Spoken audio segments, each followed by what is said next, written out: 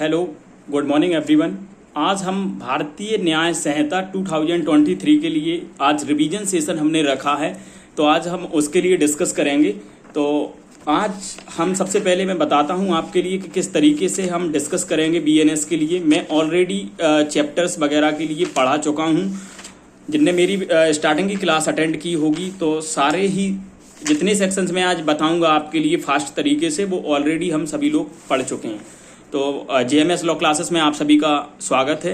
अब मैं सेशन के लिए प्रारंभ कर रहा हूं। तो सबसे पहले हम समझेंगे बीएनएस के बारे में। बीएनएस कौन सा सब्जेक्ट था इसकी जगह पे जो रिपील किया गया है और किस सेक्शन के माध्यम से रिपील किया गया है। तो सबसे पहले हम इस चीज़ के लिए देखेंगे और हम एक जनरली चीज़ें देखेंगे कि दोनों में क्या डिफरेंस रहा। बेसिकली आईपीसी और बीएनएस में क्या डिफरेंस रहा, सरकार क्यों इस बीएनएस के लिए लेकर के आई, क्या आईपीसी सफिशिएंट नहीं थी, क्या उसमें चेंजिंग नहीं किए जा सकते थे। ऑलरेडी पहले भी उसमें चेंजिंग किए गए हैं। जैसा कि आपने देखा होगा कि निर्भया हत्याकांड 2013 में एक केस आया था। निर्भया हत्याकांड के मामले में आप सभी लोग परिचित होंगे। तो आप सभी लोगों ने देखा है कि उसमें भी जो उसके माध्यम से क्या हुआ था, उसके माध्यम से कई सारी चीज़ें थीं वो बीएनएस में ऐड ऑन की गई थी। तो सारी चीज़ें उसमें ऐड होकर के एसिड अटैक वगैरह या सारी चीज़ें हैं, ये नए नए प्रावधान आए हैं तो ये ऐड के थ्रू आए हैं। तो हम कई चीज़ें देखते हैं उसके पॉइंट ऑफ व्यू से। तो इन चीज़ों के लिए हम देखें एक तरीके से कि बीएनएस को क्यों लाया गया, सरकार की क्या मंशा रही, थोड़ा मैं उस पर चर्चा करूंगा। तो सबसे पहले मैं पुराने एक्ट की बात करूं जिसका नाम था भारतीय दंड संहिता 1860। आप सभी लोगों ने देखा होगा जिसमें 23 चैप्टर थे और 511 सेक्शंस थे। आप सभी लोगों के लिए याद होगा। इससे पहले की हम बात करें तो सबसे पहले की बात करें तो बीएनएस नहीं थी, उससे पहले थी आईपीसी। ठीक है, आईपीसी के बाद आईपीसी के लिए भारतीय न्याय संहिता लाया गया। आईपीसी की जगह भारतीय न्याय संहिता 2023 जिसे शॉर्ट में हम बीएनएस के नाम से जानते हैं। इसके लिए सेक्शन 358 है बीएनएस का। उसके द्वारा आईपीसी के लिए क्या कर दिया गया, रिपील कर दिया गया, यानी खत्म कर दिया गया। तो आप इनके नामों में थोड़ा डिफरेंस समझें, फिर मैं आगे डिस्कस करता हूं क्लास के लिए। आप नाम के लिए समझें। जो आईपीसी था वो 1860 का था, यानी ब्रिटिश कानून था। तो उसके लिए हम कहें कि भारतीय दंड संहिता, यानी वो भारत के व्यक्तियों के लिए एक तरीके से दंड प्रावधान किया गया था, यानी दंडित करने के प्रावधान थे। अभी इसका नाम हम देखें तो इसका नाम किया गया है सरकार के माध्यम से भारतीय न्याय संहिता, यानी ये लोगों के लिए एक तरीके से कहें न्याय प्रदान करने का काम करेगी, ना कि दंड प्रदान करने का काम करेगी। जैसा कि आपने देखा होगा कि भारतीय दंड संहिता का टाइटल से ही आप समझ रहे होंगे। और भारतीय न्याय संहिता मैंने एक नाम में डिफरेंस बताया आपके लिए। तो बीएनएस का काम है एक तरीके से हम परिप्रेक्ष्य में समझें शॉर्ट में कि लोगों के लिए क्या प्रदान कराना है, एक तरीके से न्याय प्रदान कराना है, ना कि दंड देना। दंड नहीं, हमें एक लोगों के लिए एक तरीके से जो क्रिमिनल सिस्टम में हमें लोगों के लिए न्याय प्रदान कराना है। ठीक है, तो हमें क्या कराना है सर, इसमें न्याय प्रदान कराना है, यानी जस्टिस के लिए कार्य करना है। उसके बाद मैं आगे बात करता हूं। अब हम देखते हैं ऑफेंस। आप सभी लोगों ने देखा होगा स्टार्टिंग में कि ऑफेंस क्या होते हैं। तो सिंपल वे में हम समझें कि अपराध होते क्या हैं, क्योंकि जब हम बीएनएस का सेगमेंट डील कर रहे हैं तो हमें अपराध पता होना चाहिए, क्योंकि सारे ही सेगमेंट में हम कहें बीएनएस एक मेजर लॉ है। जी सर, मेजर लॉ है। जो भारतीय न्याय संहिता है जो एक मेजर लॉ है। तो एक तरीके से हम देखें कि कुछ और भी लॉ हैं, जरूरी नहीं है कि कुछ स्पेशल लॉ भी है, जैसे एससी एसटी हुआ, एनडीपीएस हुआ। ये क्या है, एक बीएनएस है, एक जनरल लॉ के माध्यम से समझेंगे हम। अभी मैं बताऊंगा सब्सटेंटिव लॉ और प्रोसीजरल लॉ क्या होता है। तो सबसे पहले हम देखते हैं अपराध क्या होता है। मैं अपराध की बात करूं, ऑफेंस की बात करूं, तो ऐसा कोई भी एक तरीके से कहें कार्य या लोक जो विधि द्वारा दंडनीय हो, अपराध कहलाता है। सेक्शन 2 के सबसेक्शन 14 के अकॉर्डिंग हम बात करें कि ऐसा कोई भी कार्य जो विधि द्वारा दंडनीय हो, अपराध कहलाता है। विधि द्वारा दंडनीय का मतलब है कि आप कोई ऐसा कृत्य करते हो जिसमें आपके लिए विधि द्वारा दंड का प्रावधान किया गया है कि आप ऐसा कार्य करोगे तो आपके लिए पनिशमेंट दी जाएगी। ठीक है, अब यहीं पे देखें आप, दो प्रकार की भूल होती है।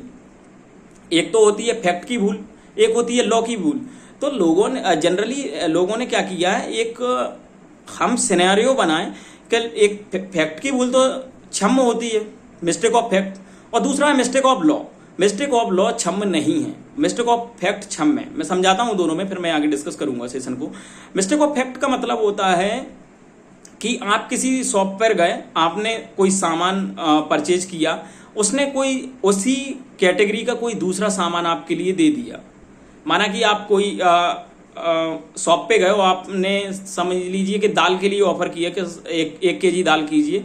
उसने जो आपने दाल मांगी उसने दूसरी दाल पैक कर दी आपके पास। आप घर आए, आपने देखा नहीं यार इसने तो दूसरा सामान पैक कर दिया है, तो आप गए, आपने कहा उससे आपकी मिस्टेक से, या मैंने नहीं देखा, जो भी हुआ हो, साहब इसे चेंज करें, एक्सचेंज करें, तो उसने एक्सचेंज कर लिया। उसने कि कोई इश्यू नहीं है, आप दूसरी चीज ले जाओ। तो ये तो क्या है, तथ्य की भूल थी, तो तथ्य की भूल तो क्षम्य हो गई।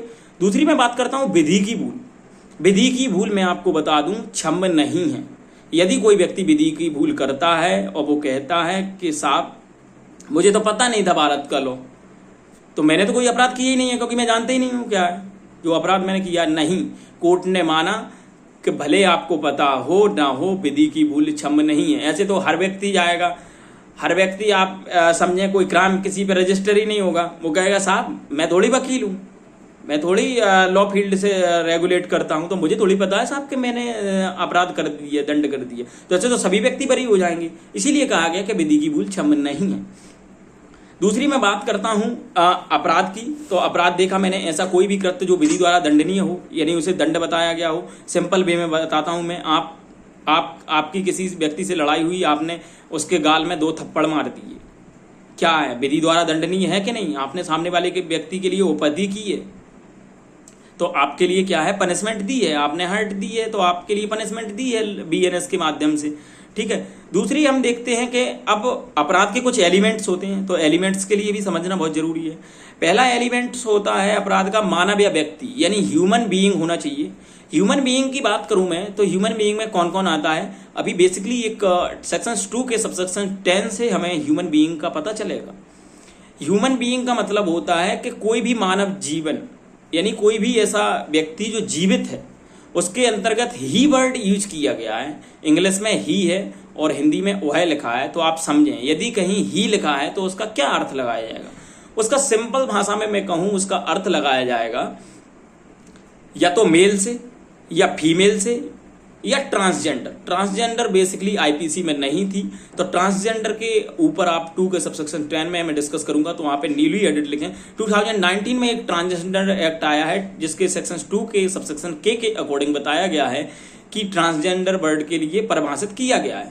पहले ये नहीं था, तो पुरुष हो गया, महिला हो गई, तीसरा हो गया हमारा उभयलिंग यानी ट्रांसजेंडर, ठीक। ये तीनों चीजें क्या आती हैं, एक तरीके से व्यक्ति के उसके अंतर्गत आती हैं, मानव के अंतर्गत आती हैं। एक तरीके से हम देखें तो ये जीवित होती हैं तीनों चीजें, ठीक है, तो मानव या व्यक्ति माने जाएंगे। दूसरी मैं बात करूं दुराशय। दुराशय आप सभी लोग जानते हैं, जनरली दुराशय क्या होता है, गिल्टी माइंड। गिल्टी माइंड, बिना दुराशय के कोई अपराध नहीं किया जा सकता है, और यदि आपने बिना दुराशय के कोई कार्य किया है तो आपके लिए चैप्टर 3 जो कि सेक्शन 14 से लेकर के 44 तक प्रावधानित किया गया है, इसमें आपके लिए एक बचाव प्रदान किया गया है। मैं आगे के सेशन में डिस्कस करूंगा। आई होप, मैं आशा करता हूं कि आपके लिए समझ में आ रही होंगी चीजें। उसके बाद मैं तीसरी बात करता हूं, दुराशय क्या होता है। आपका गिल्टी माइंड होना चाहिए। गिल्टी माइंड का मैं सिंपल सॉल्यूशन बताऊंगा आपके लिए कि आप पहले से किसी अपराध के बारे में सोच रहे हो, आप जानते हो और फिर आप अपराध करते हो। ऐसी कंडीशंस में आपका जो मन है, आप पहले से ही प्लानिंग करके गए हैं कि मुझे सामने वाले का मर्डर करना है। क्या है आपका, गिल्टी माइंड है। आपने पहले सोचा, प्लानिंग बनाई, आपने एकत्रित हथियार जुटाए, तो क्या हुआ, ये एक तरीके से जो आपका माइंड था वो दुराशय था कि मुझे क्या करना है, गलत काम करना है। तीसरी मैं बात करूं कार्य या लोभ, एक्ट और ओमिशन, ये कैसे हो सकता है भाई अपराध, ये भी एक एलिमेंट्स। आपकी ड्यूटी थी, आप पब्लिक सर्वेंट थे, मैं सिंपल इलस्ट्रेशन के माध्यम से समझाता हूं। आपकी ड्यूटी थी, आप जेलर थे। बेसिकली आप सभी लोग जानते होंगे, जेलर की ड्यूटी रहती है कि वो सारी चीजें जो कैदी वगैरह हैं उन्हें सारे लोगों के लिए उपलब्ध कराए, खाना वगैरह या जो भी चीजें हैं जेल के मेंटेनेंस से संबंधित, रूल से संबंधित, सभी व्यक्ति उसका पालन कराए, ठीक है। अब ऐसी कंडीशंस में क्या होता है, वो सामने वाला व्यक्ति भोजन नहीं देता है, पब्लिक अथॉरिटी है उसकी, ठीक है, वो भोजन नहीं दे रहा है, ऐसी कंडीशंस में उसने क्या किया है, जो अपनी ड्यूटी थी उसके लिए अपने क्या कर दिया है, लोप कर दिया है। अब मैं एक्ट के लिए समझाऊंगा एक्ट क्या होता है। एक्ट की डेफिनेशन सेक्शन 2 के सबसेक्शन 1 में दी गई है। इसमें लिखा है वन एक्ट यानी सिंगल एक्ट, या हम कहें कि सीरीज ऑफ एक्ट। आप किसी में एक थप्पड़ मारें जब भी एक ही ऑफेंस बनेगा, और आप किसी में 10 थप्पड़ मारें तब भी आगे बताया गया है कि ग्रीवियस हर्ट के लिए या ग्रीवियस जो भी उसका बनेगा उसके अकॉर्डिंग पनिशमेंट दिया जाएगा। उसके बाद मैंने बताया था, अपन बात कर रहे थे एक्ट या लोप के बारे में, तो मैंने एक्ट बताया था कि चाहे आप एक बार एक्ट करो या एक से अधिक बार आप एक्ट करो, ठीक है, चाहे आप सिंगल एक्ट करो या आप सीरीज ऑफ एक्ट करो। समझें, आपने किसी को एक थप्पड़ मारा, चार्ज लगेगा ओपति का। आपने किसी को 10 थप्पड़ मारे, क्या चार्ज लगेगा, ओपति का। ज्यादा से ज्यादा ग्रीवियस हर्ट का लग जाएगा, अगर ग्रीवियस हर्ट हो गई उसे। 10 थप्पड़ में कौन सी ग्रीवियस हर्ट हो रही है, ठीक है, हर्टी का लगेगा बेसिकली चार्ज। दूसरी मैं बात करता हूं तो कार्य भी बता दिया मैंने आपके लिए, और प्रैक्टिकल पॉइंट ऑफ व्यू से मैंने आपके लिए लोप भी बता दिया है कि आपकी ड्यूटी है कोई भी व्यक्ति की और वो नहीं करता है उसकी ड्यूटी के लिए तो वो लोप माना जाएगा। दूसरी मैं बात करता हूं क्षति के बारे में। आप सभी लोग जानते हैं, जब कोई व्यक्ति था, मानव व्यक्ति था, दूसरा दुराश्रय वगैरह हो गया, तीसरा मैंने बता दिया आपके लिए कि कोई कार्यालोप कर दिया आपने। अब ये सारी चीजों से एक और चीज निकल के आती है, इंजरी होना चाहिए सामने वाले व्यक्ति के लिए। इंजरी के लिए समझते हैं, इंजरी का मतलब होता है किसी व्यक्ति के लिए कोई हार्म हो। हार्म यानी 4 प्रकार से आप हार्म पहुंचा सकते हो किसी व्यक्ति के लिए। पहला है शरीर यानी बॉडली, दूसरा है मन, ठीक है, तीसरा है रेपुटेशन ख्याति या माइंड, और चौथा है संपत्ति, ठीक है। इसकी मैंने ट्रिक बनाई है, सेक्शन 2 के सबसेक्शन 14 में बताया गया क्षति होती क्या है बेसिकली, तो आप वहां से जाके रीड कर सकते हैं। और जहां भी आप ऑफेंस के एलिमेंट लिख रहे हो तो वहां पे आप रीड विद कर सकते हो। मैं सारे सेक्शनों के लिए रीड विद कराते चला जाऊंगा और आपकी ड्यूटी है कि आप डायरेक्ट के ऊपर लिखते जाएं, ठीक है। तो सेक्शन 2 के सबसेक्शन 14 के लिए मैंने सिंपल ट्रिक बनाई है अपनी, हो सकता है आपके लिए इजीली तरीके से याद हो सकती है, तो आप प्लीज लिख सकते हो इसके लिए MBPR यानी माइंड, बी से हुई बॉडली, पी से हुई प्रॉपर्टी और आर से हुआ रेपुटेशन, ठीक है। 4 प्रकार की मैंने क्षति बताई है। उसके अलावा अब मैं आगे डिफाइन करता हूं, इस पे कुछ केस थे वो और देख लेता हूं मैं कि आपराधिक मना स्थिति यानी मेंसरिया होती क्या है। R versus Prince, Queen versus Tolson और सेराज वर्सेस डी रोडजेन, इनके एक केस आए थे, मैं ऑलरेडी इन्हें डिस्कस करा चुका हूं, तो मैं सेशन के लिए आगे कंटिन्यू करता हूं। सबसे पहले एक और चीज निकल के आती है कि 2 प्रकार के लॉ होते हैं, एक तो होता है सब्सटेंसिव लॉ यानी मूल विधि, और दूसरा होता है प्रोसीजरल लॉ। इन दोनों में क्या डिफरेंस है और जनरली हम इसे देखते हैं। तो एक होता है सब्सटेंसिव लॉ, ठीक है। सब्सटेंटिव का मतलब क्या होता है, सब्सटेंटिव का मतलब होता है कोई भी ऐसी विधि जो हमारे अधिकार और दायित्वों के बारे में बताती है, ठीक है, हमें अधिकार और दायित्व यानी राइट एंड लायबिलिटी एक तरीके से प्रदान करती है, तो ऐसे लॉ के लिए हम सब्सटेंटिव लॉ कहते हैं। और दूसरा होता है प्रोसीजरल लॉ यानी प्रक्रियात्मक विधि। प्रक्रियात्मक विधि का मतलब होता है जो आपके अधिकार और दायित्व हैं जो एक तरीके से सब्सटेंटिव लॉ ने प्रदान किए गए हैं, यदि कोई व्यक्ति इसका वायलेशन करता है, उल्लंघन करता है, तो ऐसी कंडीशंस में इसे हम क्या मानेंगे, ऐसी कंडीशंस में इसे हम प्रोसीजरल लॉ मानेंगे यानी प्रक्रियात्मक विधि मानेंगे। अब हम सब्सटेंटिव लॉ के कुछ एग्जांपल देखते हैं, फिर प्रोसीजरल लॉ के एग्जांपल देखते हैं। तो सब्सटेंटिव लॉ आप कहें तो बीएनएस है, सब्सटेंटिव है, इसमें व्यक्ति के अधिकार और दायित्व के बारे में बताया गया है। यदि आप किसी के लिए एक थप्पड़ मारोगे तो पनिशमेंट है, यदि आप किसी का मर्डर करोगे तो पनिशमेंट है, ये सब्सटेंटिव है, ठीक है। टीपीए है सिविल में, ठीक है, इंडियन कॉन्ट्रैक्ट एक्ट है सिविल में।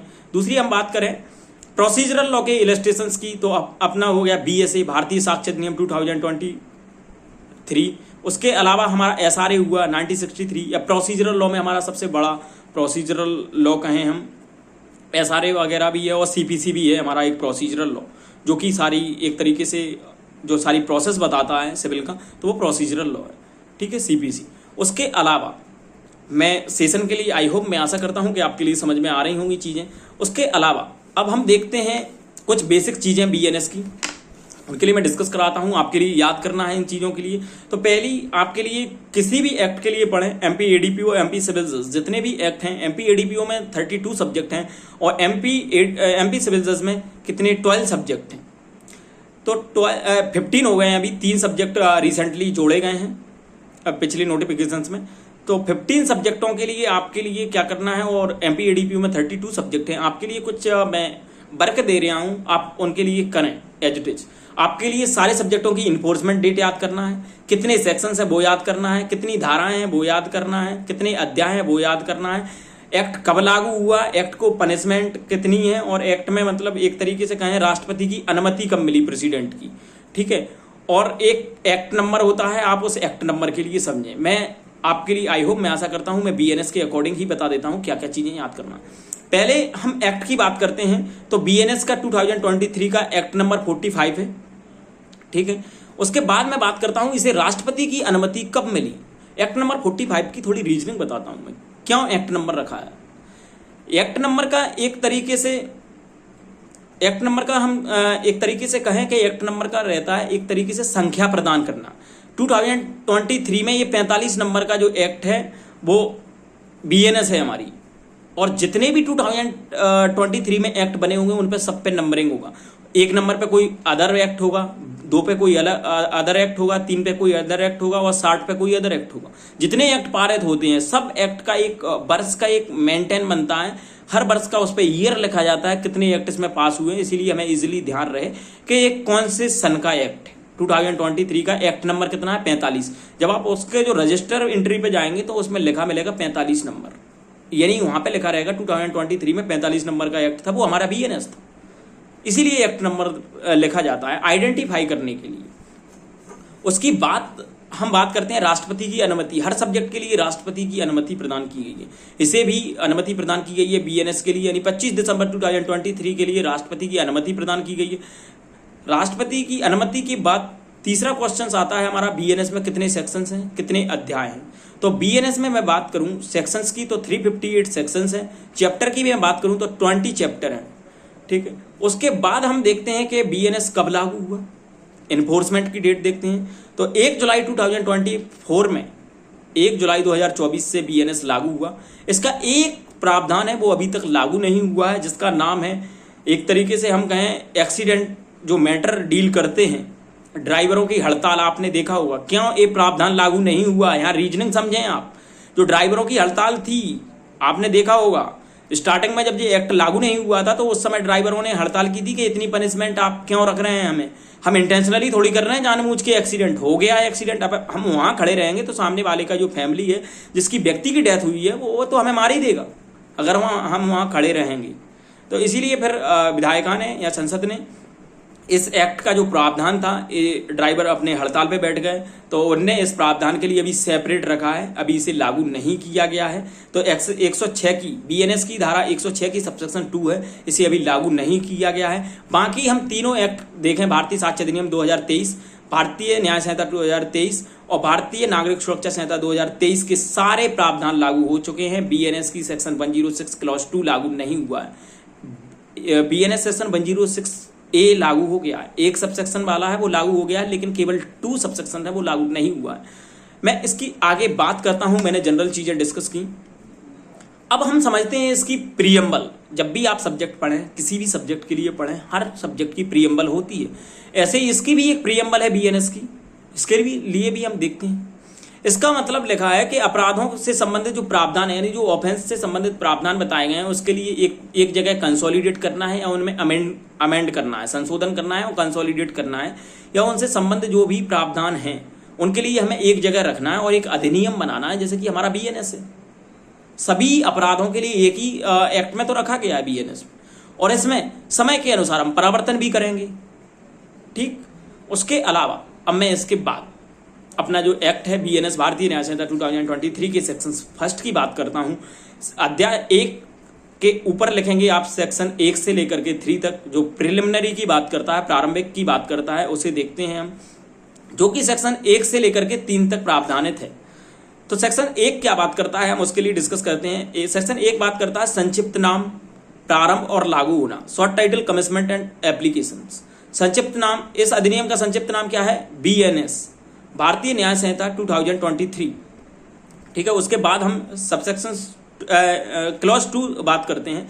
क्लॉज 2 क्या बात कर रहा है, क्लॉज 2 बात कर रहा है, एक तरीके से हम देखें कि इसमें सेंट्रल गवर्नमेंट की पावर बताई गई है। जैसा कि हमारी मैं इसी से रिलेट करता हूं आपके लिए, हमारी बीएनएस कब लागू हुई? 1 जुलाई 2024 को।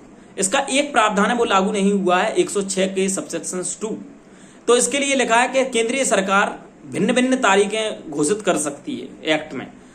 वैसे तो यह उस तारीख को प्रबद्ध होगी जिस तारीख को केंद्रीय सरकार बताए, लेकिन कुछ भिन्न भिन्न तारीखें भी केंद्र सरकार द्वारा प्रबद्ध की जा सकती हैं। तो भिन्न भिन्न तारीखें अब कब आएंगी? जब 106 का सबसेक्शन 2 आएगा तो वो डिफरेंट डेट बताएगी सेंट्रल गवर्नमेंट लागू होने की, कि 106 कब से लागू हो रहा है। अभी तो लागू नहीं है बेसिकली। समझें आप रीजनिंग, पूरा एक्ट कब लागू हुआ केंद्रीय सरकार बता रही है कि कब प्रवर्त हुआ, 1 जुलाई 2024 को।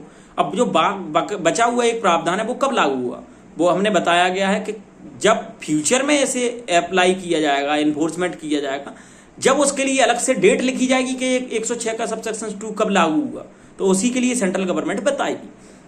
उसके बाद सबसेक्शन 3 बात करता है हमारी कि यदि कोई व्यक्ति है, प्रत्येक व्यक्ति है, यदि वो भारत के भीतर कोई अपराध कारित करता है तो उसकी जो भी ट्रायल वगैरह है कोई ऐसे कार्य लोप के लिए, तो उसके लिए कहाँ पे दंडनीय किया जाएगा? तो उसके लिए भारत के भीतर दंडनीय दोषी किया जाएगा। ठीक। उसके बाद सबसेक्शन 4 बात करता है, सबसेक्शन 4 बात करता है बाहरी प्रादेशिक क्षेत्र में कोई व्यक्ति है, यदि वो भारत का नागरिक है, यदि भारत के बाहर जाकर के वो कोई अपराध कारित करता है तो उसके ट्रायल के बारे में बात की गई है। उसका ट्रायल कहाँ चलेगा? तो ऐसी जगह उसका ट्रायल चलेगा कि मानो कि वो है भारत के भीतर दोषी पाया गया हो। ठीक है, ऐसा उसने एक्ट भारत के भीतर ही किया है और वो किसके द्वारा? बीएनएस के द्वारा पनिशेबल है।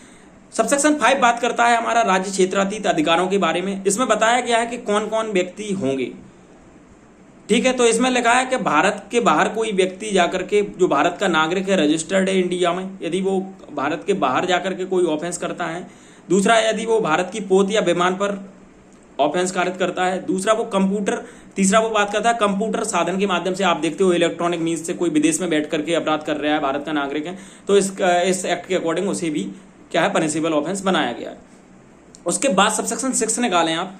सबसेक्शन 6 बात करता है कि सेविंग क्लॉज के नाम से जाना जाता है। सेविंग क्लॉज यानी ये किन किन पर लागू नहीं होगा बीएनएस? तो जो भी हम बात करते हैं कि भारत की सेवा के सदस्य हैं, जो सेना, नौसेना, वायुसेना पर ये लागू नहीं होता है। दूसरी हम बात करते हैं कि किसी विशेष विधि पर यानी स्पेशल लॉ पर लागू नहीं होता है। और तीसरी मैं बात करूं किसी स्थानीय विधि पर यानी लोकल लॉ पर भी ये एक्ट लागू नहीं होता है। ठीक है, उसके बाद अब आप सेक्शन 1 कंप्लीट हो गया है हमारा। मैं सेक्शन आप 2 निकालें। सेक्शन 2 के लिए मैंने एक इंडेक्स भेजा था, मैं आपके लिए उस इंडेक्स के लिए भेजूंगा। आप उस इंडेक्स से समझना किस तरीके से मैंने सेक्शन 2 के लिए समझाया है। अभी मैं इसके लिए जो बेयर एक्ट के अकॉर्डिंग है उसके अकॉर्डिंग इसे डील करूंगा, और जो इंडेक्स की मैं अलग से आपके लिए सीरीज ऑफ एक्ट है वो किसी दिन हम डिस्कस करेंगे, तो जब आप उसके अकॉर्डिंग समझें इसके लिए। उसके अलावा मैं आपसे डील करता हूं सेक्शन 2 की। सेक्शन 2 में कुल कितनी डेफिनेशंस हैं आपके लिए याद होना चाहिए। तो सेक्शन 2 में मैं डेफिनेशंस की बात करूं तो 39 डेफिनेशंस हैं। उसके अलावा हम 39 के लिए डिस्कस करेंगे एक एक से। सेक्शन 2 के क्लॉज 1 बात करता है एक्ट के बारे में, जब ऑलरेडी डिस्कस कर चुका हूं कि चाहे आप एक एक्ट करो या एक्ट ऑफ सीरीज करो, ठीक है, चार्ज एक ही का लगेगा। उसके अकॉर्डिंग जब हम चार्ज के सेगमेंट के लिए डिस्कस करेंगे बीएनएसएस में, तो हम सारी चीज़ें देखेंगे किस तरीके से चार्ज लगता है, जॉइंट चार्ज, सिंपल चार्ज, ठीक है, एक से अधिक भी चार्ज लगाए जा सकते हैं। ठीक है, वो सारी डील हम आगे भारतीय नागरिक सुरक्षा संहिता 2023 के अकॉर्डिंग डील करेंगे। दूसरा हम बात करते हैं जीव जंतु। जीव जंतु में क्या है? कोई जीवित प्राणी है लेकिन वो मानव नहीं है। जैसे आपने देखा होगा घोड़ा वगैरह है, गाय वगैरह है, बैल वगैरह है, ये सारी चीजें क्या है? जीव जंतु है। उसके अलावा फिर हम डील करते हैं सेक्शन 2.3 के ऊपर लिखे आप न्यूली एडिट नया प्रावधान है। 2.3 में चाइल्ड की डेफिनेशन बताई गई है। चाइल्ड होता क्या है, बालक होता क्या है? तो बालक के लिए इसमें लिखा है कि 18 वर्ष से कम आयु का कोई व्यक्ति क्या माना जाएगा? चाइल्ड माना जाएगा। यदि किसी व्यक्ति की 18 वर्ष आयु पूरी कंप्लीट कर ली है उसने, तो उसे बालक नहीं माना जाएगा, वो मेजर व्यक्ति में कैटेगरी में आएगा। ठीक है, तो आप समझें 18 वर्ष से कम आयु है, below the age of 18 year, वहाँ पे क्वेश्चंस आएगा वहाँ एमसीक्यू में, तो आपके लिए कंफ्यूज नहीं होना है। आप सारी चीज़ों के लिए क्लियरिटी से करें और सारी चीज़ों के लिए समझें कि बेयर एक्ट की लैंग्वेज क्या है, क्योंकि जो भी क्वेश्चंस आपका डाउट आता है वो बेयर एक्ट की लैंग्वेज के अकॉर्डिंग ही उसका जो डाउट है एग्जामिनर द्वारा या एग्जामिनेशन बोर्ड द्वारा, उसी के द्वारा ही बीएनएस के अकॉर्डिंग ही या जो भी एक्ट के अकॉर्डिंग आप MCQ चॉइस करते हो उसके अकॉर्डिंग ही इसे क्या किया जाएगा, उसका आंसर है वो रीजनेबल दिया जाएगा। तो आप एक्ट की जो लैंग्वेज है कृपया करके उस पर ध्यान फोकस बनाए रखें, क्योंकि जो एक्ट की लैंग्वेज है उसी पे सारी चीज़ें डिपेंड रहती हैं, उसी के अनुसार हमारा सारा जो एक तरीके से हम कहें क्वेश्चंस है उसी के अनुसार हमारा सही और गलत का डिफरेंस किया जाता है। उसके बाद आप निकालें कूटकरण। कूटकरण की हम सिंपल लैंग्वेज में मैं डेफिनेशंस बताता हूं। कूटकरण होता क्या है, आप सभी लोगों ने देखा होगा कूटकरण, हर जगह कूटकरण की डेफिनेशंस देखने को मिलती है। यदि आप एज अ प्रैक्टिसिंग एडवोकेट हैं तो आप हर जगह देखते हो, लोग कहते हैं हमारे साथ फ्रॉड हो गया, हमारे साथ ऐसा हो गया। तो क्या होता है कूटकरण और किया कैसे जाता है?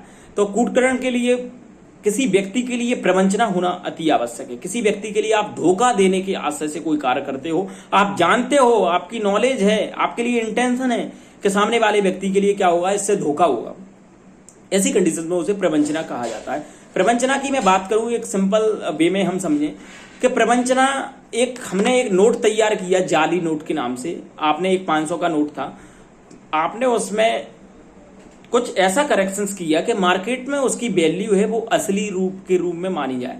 तो आपका इंटेंशन क्या है? सामने वाले के लिए धोखा ही देना तो है मार्केट में, जो व्यक्ति के लिए आप नोट देने गए हैं। आपका इंटेंशन भी है, आपकी नॉलेज भी है, आप ये भी जान रहे हैं कि सामने वाले के लिए धोखा होगा। आप नकली नोट दोगे, किसी व्यक्ति के लिए धोखा तो होना ही है, ठीक है। और कूटकरण के लिए बेसिकली है आवश्यक नहीं है कि नकल ठीक वैसी हो, जरूरी नहीं है कि आप एग्जैक्ट नकल कर पाए, लेकिन कूटकरण के अंतर्गत आएगा, ठीक है। उसके अलावा इसमें प्रेजम्पशन की बात की गई है। एक्सप्लेनेशन 2 में सेल्फ प्रेजम्पशन की बात की गई है, जो हमें इंडियन भारतीय साक्ष्य अधिनियम 2023 के लिए डिस्कस करेंगे। तो उसमें हम प्रेजम्पशन में देखेंगे कितने प्रकार की प्रेजम्पशन है, मे प्रेजम्पशन, सेल्फ प्रेजम्पशन और कंक्लूसिव प्रूफ, ठीक है। अभी मैं इसके लिए नहीं करूंगा डिस्कस। उसके बाद हम आगे देखते हैं न्यायालय। सेक्शन 2 के सबसेक्शन 5 में बात करते हैं न्यायालय के बारे में। न्यायालय होता क्या है?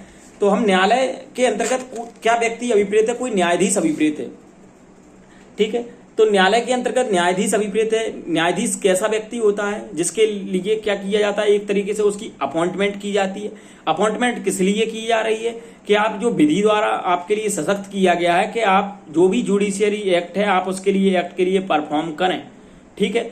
आपके लिए जिस कार्य के लिए विधि द्वारा सशक्त किया गया है जुडिशरी एक्ट करने के लिए, या हम कहें जुडिशरी एक्ट के अलावा कोई न्यायाधीश निकाय के रूप में आप कार्य करते हो तो उसे न्यायाधीश के अंतर्गत आते हैं आप। उसके अलावा आप बात करते हो न्यायालय के बारे में, तो न्यायालय से क्या अभिप्रेत है? न्यायालय की डेफिनेशंस के बात करते हैं हम। तो 2.5 में क्या है, न्यायालय की बात की गई है। तो न्यायालय से न्यायाधीश अभिप्रेत है, मैंने क्लियर कर दिया है न्यायालय के बारे में।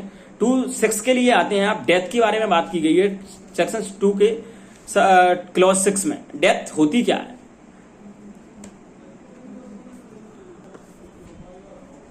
उसके अलावा मैं सेक्शन 2 के सबसेक्शन 6 के लिए डील कर रहा था जिसमें मृत्यु की बात की गई है। तो मृत्यु होती क्या है, मैं उसके लिए डील कर रहा था उस सेगमेंट के लिए। तो सेक्शन 2 के क्लॉज 6 के लिए देखें आप, इसमें लिखा है कि मानव की मृत्यु अभिप्रेत है, यानी कोई मानव व्यक्ति की मृत्यु होना चाहिए। मेल हो सकता है, फीमेल हो सकता है, ट्रांसजेंडर हो सकता है, ठीक है। उसके अलावा मैं बात करता हूं बेईमानी। सेक्शन 2 के सबसेक्शन क्लॉज 7 में, सेक्शन 2 के क्लॉज 7 में क्या बात की गई है? बेईमानी की बात की गई है।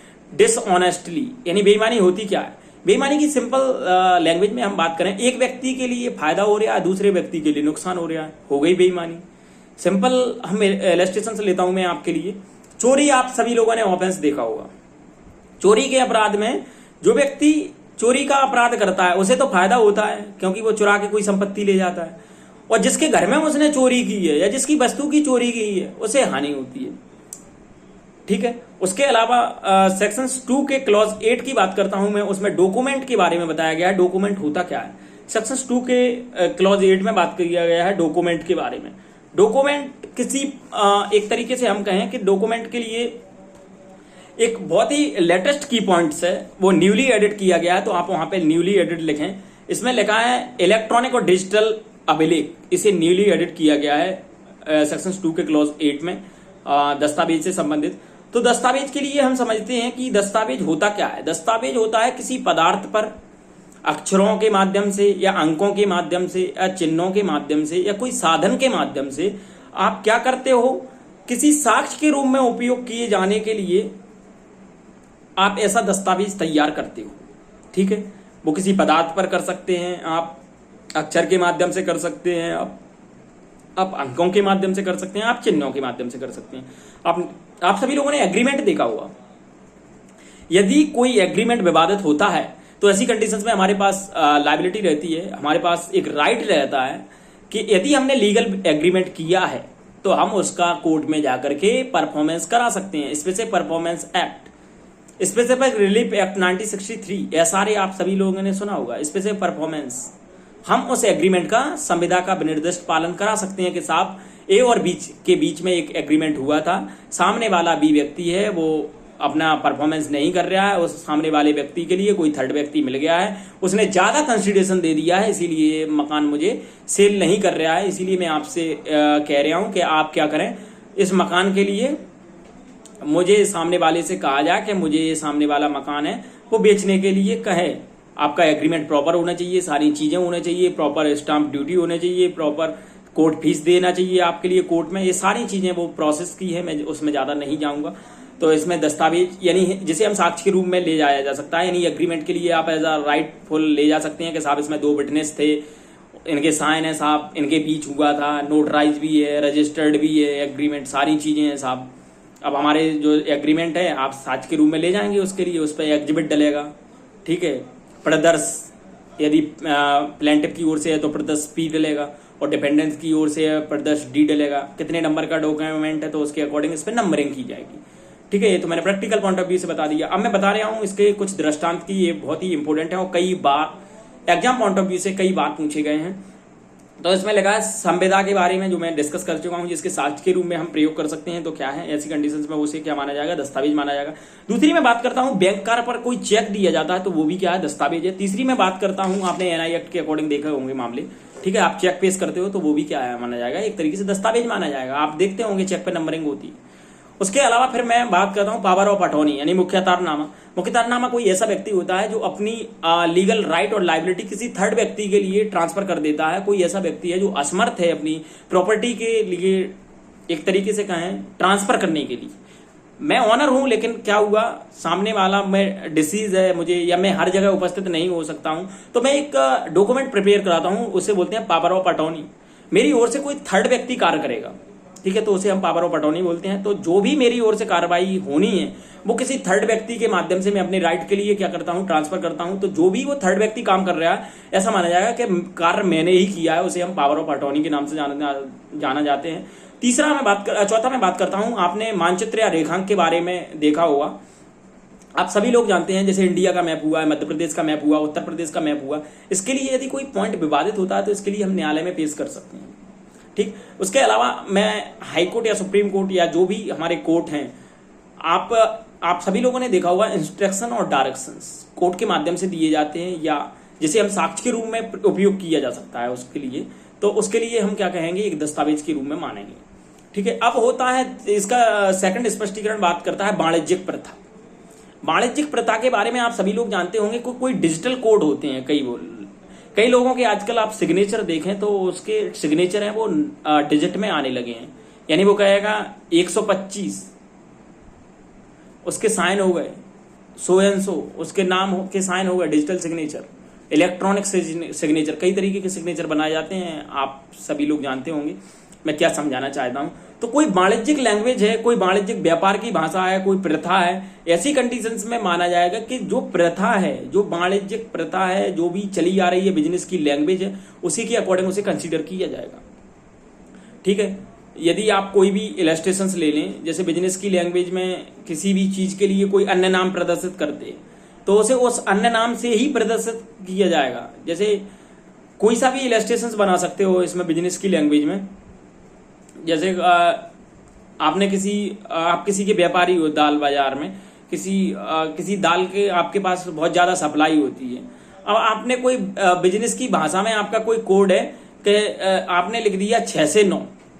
अब जनरली इसका अर्थ ये है कि 6 बजे से 9 बजे तक आप किसी भी समय जो डीलर है वो माल भिजा सकता है, एक 609 ये है कि कस्टमर आके सामान ले सकते हैं, एक 609 ये अर्थ लगा रहे हैं कि कोई भी व्यक्ति आके ले जाया जा सकता है। एक तो हमारी दुकान में सामान आएगा, एक हम ट्रांसफर करेंगे सामान के लिए। ठीक है, आई होप मैं आशा करता हूं कि समझ में आ रहा होगा सेशन। उसके अलावा इसका इलस्ट्रेशन से वो आपके लिए रीड करना है। अब मैं बात करता हूं कपट पूर्वक की। सेक्शन 2 के सबसेक्शन 9 में दी गई है कपट पूर्वक के संबंध में डेफिनेशन से। क्लॉज 29 बात करता है इंटेंशन के बारे में। आपने इंडियन कॉन्ट्रैक्ट एक्ट पढ़ा होगा, इंडियन कॉन्ट्रैक्ट एक्ट के सेक्शन 17 में है, इसमें कपट की डेफिनेशंस बताई गई है। कोई भी आप इस इंटेंशन से कोई कार्य करते हो जो आप खुद जानते हो कि सही नहीं है, आप ऐसे इंटेंशन से कोई कार्य कर रहे हो और आप खुद चाहते हो कि ये गलत कार्य है और मुझे इसका पालन नहीं करना है, या धोखा देने के आशय से आप कोई कार्य करते हो, या कोई आप ऐसा एक्ट कर रहे हो जिसका आपका खुद ही पालन करने का आशय नहीं हो, तो ऐसी कंडीशंस में माना जाएगा कि आपने क्या किया, कपटपूर्वक कार्य किया है। ठीक है, उसके अलावा मैं बात करता हूं सेक्शन 2 के क्लॉज 10 की। सेक्शन 2 के क्लॉज 10 बात करता है हमारा जेंडर के बारे में, लिंग के बारे में। जनरली मैं इसे डिस्कस कर चुका हूं, तो इसके बारे में हमने बताया था कि वह के अंतर्गत, ही वर्ड के अंतर्गत मैंने बताया था आपके लिए कि मेल, फीमेल और ट्रांसजेंडर यूज हुआ है। और जो ट्रांसजेंडर वर्ड आया है वो 2019 में आया है 2 के सबसेक्शन के अकॉर्डिंग। सेक्शन 11 बात करता है, क्लॉज 2 का 11 बात करता है सद्भावना पूर्वक। सद्भावना पूर्वक में गुड फेथ में 3 चीजें आती हैं। एक तो आप कोई कार्य सम्यक सतर्कता से करें, एक आप ध्यान से करें, एक विश्वास से करें। तो ऐसी चीज क्या मानी जाएगी, सद्भावना पूर्वक मानी जाएगी, गुड फेथ में कही गई मानी जाएगी। इसमें नेगेटिव डेफिनेशन है, आप पॉजिटिव में याद करें। उसके अलावा सेक्शन 2 का क्लॉज 12 बात करता है हमारा सरकार के बारे में। आप सभी लोग जानते हैं कि सरकार के अंतर्गत 2 प्रकार की सरकारें आती हैं।